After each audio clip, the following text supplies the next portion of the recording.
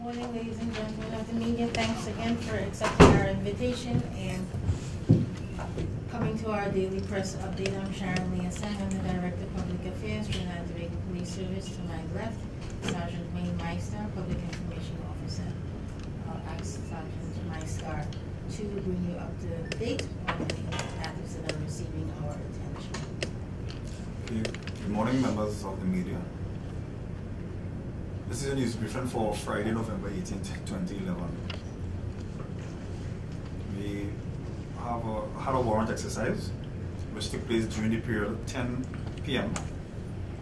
on Thursday, 17 November 2011 and Friday, 18th November 2011.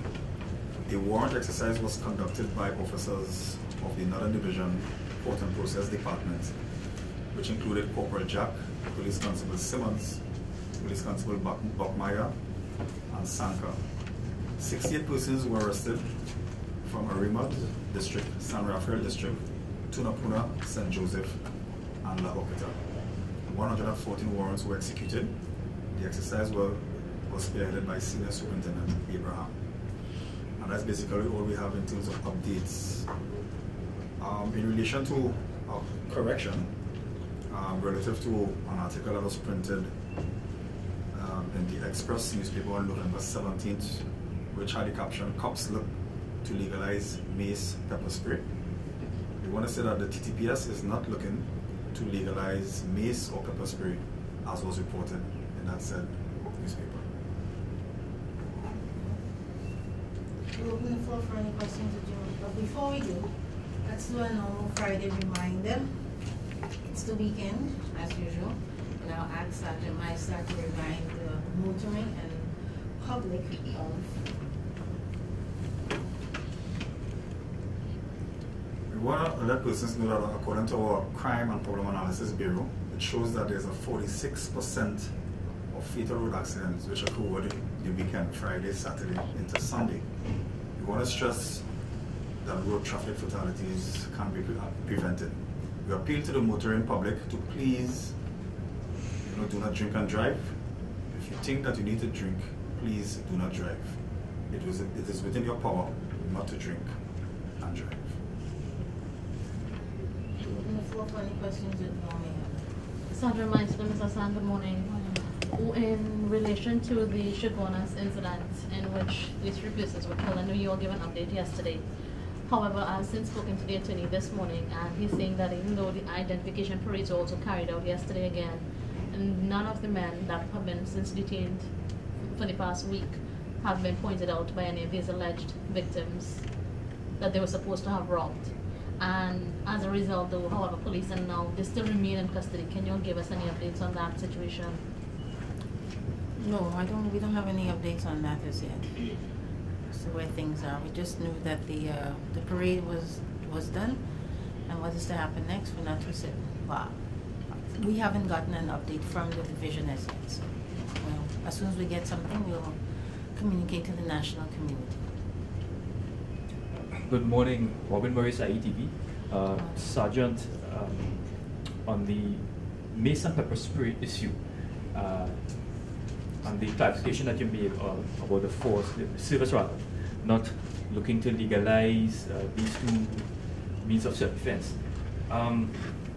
So, what then should vulnerable women within society do to protect themselves? Because many of them, let's face it, they are physically, no matter how fit they are, they're physically unable to fight off many of these criminals.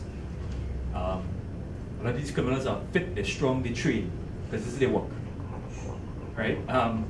So, what then should women do to protect themselves if they can't use mace and pepper spray because they're virtually defenseless against these monsters? We provided a list of crime prevention tips about 2 days ago to the national community through the same briefing on what women can do, what persons who have children, what they need to do to protect their children.